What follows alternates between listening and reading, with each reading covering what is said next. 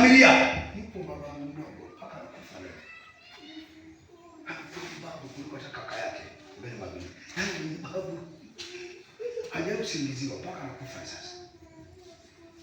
Hajawahi. Wanachofanya wanaenda kukuasi. Wakisha kuasi hata kama ni mwanamke, daktari atapima atasema una shida. Sasa anasema tu una uvimbe kwenye kizazi. Kwa sababu mbona ikifanya hata kwa mkono hivi. Ile pepo naweka mkono. Kwa hiyo ni yeye ndo unasemaga ile napima. Una uvimbe. Unaharibiwa. Mtapambana haipo kitu.